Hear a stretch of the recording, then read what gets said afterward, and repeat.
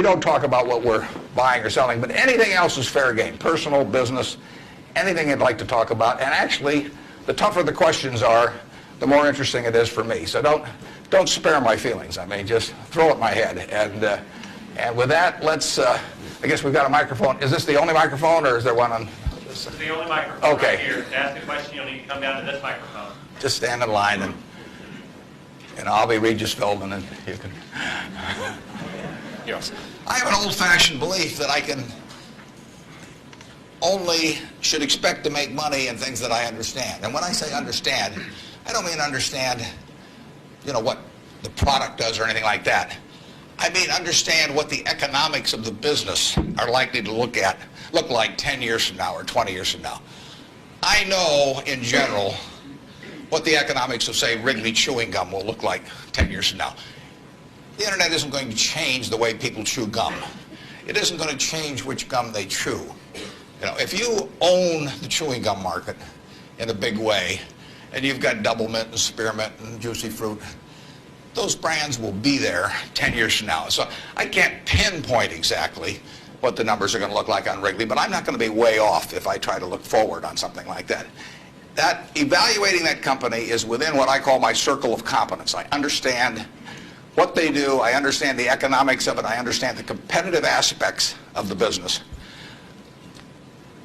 There can be all kinds of companies that have wonderful futures, but I don't know which ones they are. I mean, I've given talks in the past where I carry with me a 70-page, tightly printed list, and it shows 2,000 auto companies.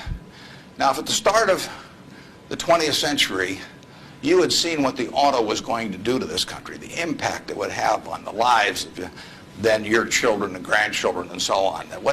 It transformed the American landscape. But of those 2,000 companies, you know, 3 basically survive. And they haven't done that well at many times.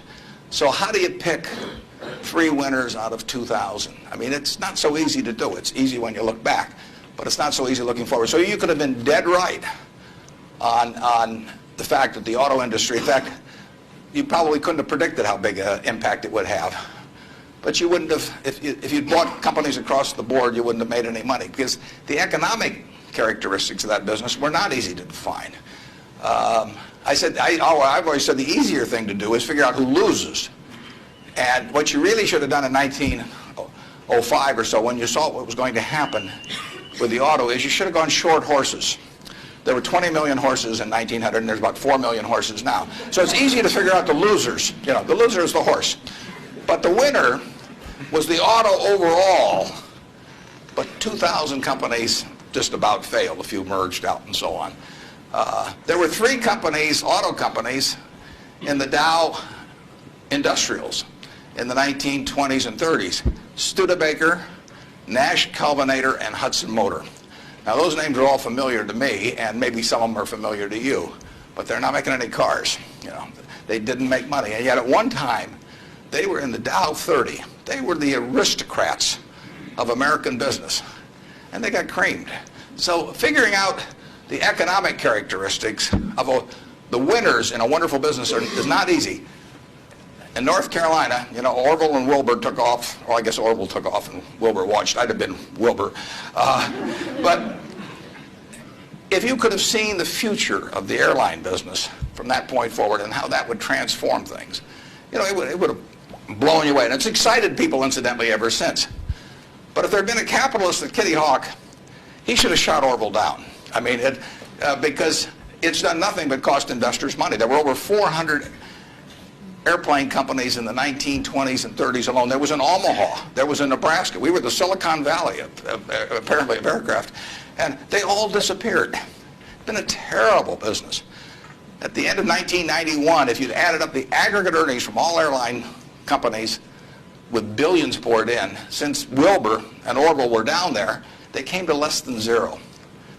The number of passengers went up every year. You know, the importance of the industry was dramatically increased decade by decade, and nobody made any money. So figuring out the economic consequences. TV. I think there's, I don't know, 20, 25 million sets a year sold in the United States. I don't think there's one of them made in the United States anymore. I mean, you'd say TV set manufacturer, what a wonderful business. I mean, everybody, nobody had a TV in 1950, or thereabouts, 45 to 50. Everybody has multiple sets now, but nobody in the United States has made any real money making the sets. They're all out of business. You know, the Magnavoxes, the RCAs, all of those companies. Radio was the equivalent of the 20. Over 500 companies making radios in the 1920s. Again, I don't think there's a U.S. radio manufacturer at the present time.